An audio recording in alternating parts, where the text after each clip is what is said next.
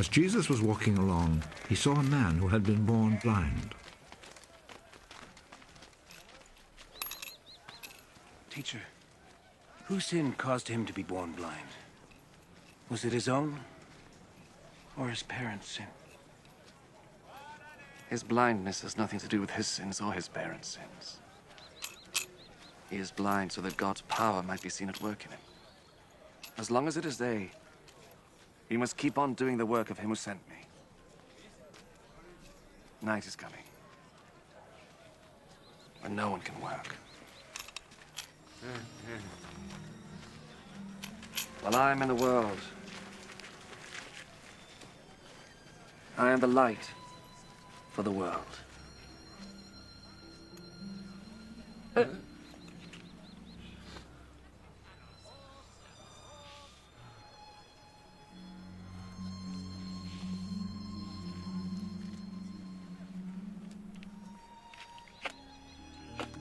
After he said this, Jesus spat on the ground and made some mud with the spittle. He rubbed the mud on the man's eyes.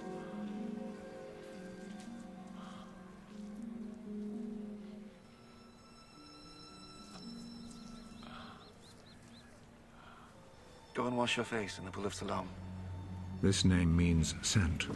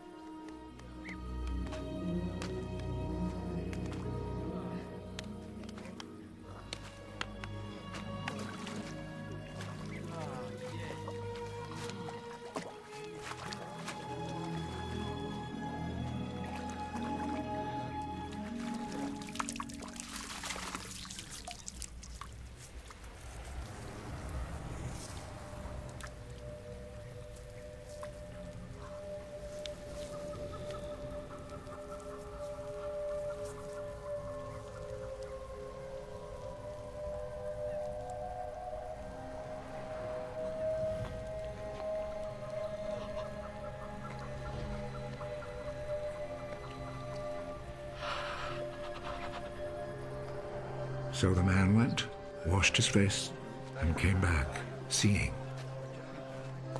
His neighbors then, and the people who had seen him begging before this, asked, "Isn't this the man who used to sit and beg?" He's the one. No, he isn't. He just looks like him. I am the man. How is it that you can now see? The man called Jesus made some mud, rubbed it on my eyes, and told me to go to Siloam and wash my face. So I went. And as soon as I washed, I could see. Where is he? I don't know. Then they took to the Pharisees the man who had been blind. The day that Jesus made the mud and cured him of his blindness was a Sabbath.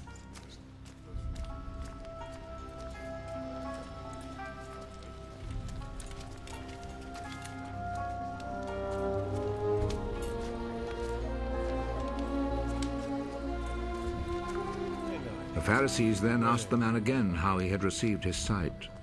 He put some mud on my eyes. I washed my face, and now I can see. The man who did this cannot be from God, for he does not obey the Sabbath law. How could a man who is a sinner perform such miracles as these? And there was division among them. You say he cured you of your blindness. Well, what do you say about him? He is a prophet.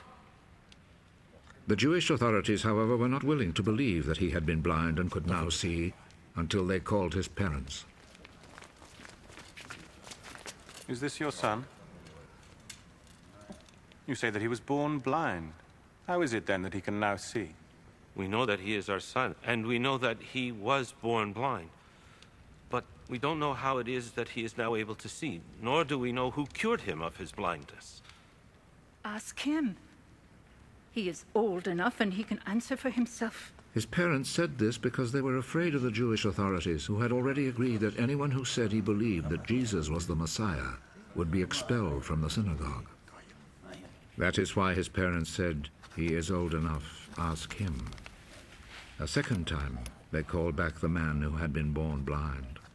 Promise before God that you will tell the truth.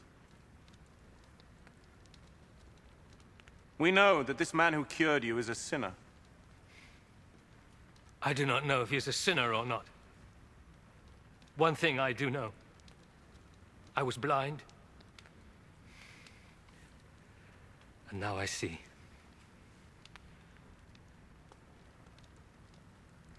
What did he do to you? How did he cure you of your blindness? I have already told you and you would not listen. Why do you want to hear it again? Maybe you too would like to be his disciples. They insulted him and said, You are that fellow's disciple. But we are Moses' disciples.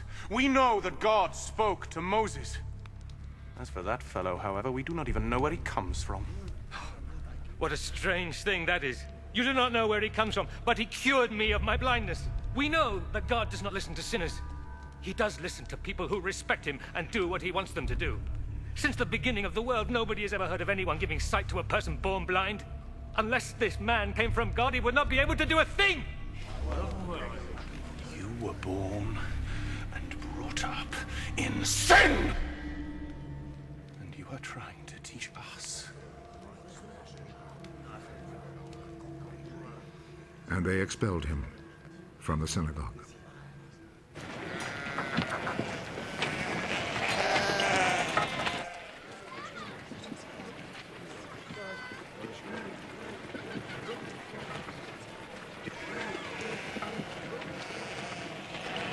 When Jesus heard what had happened, he found the man. Do you believe in the Son of Man?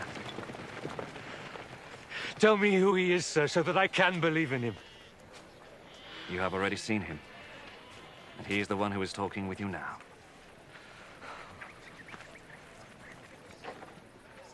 I believe, Lord. And he knelt down before Jesus.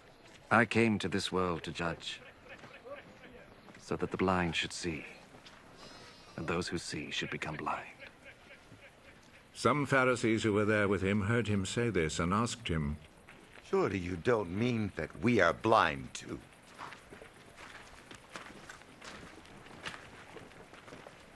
If you were blind, then you would not be guilty.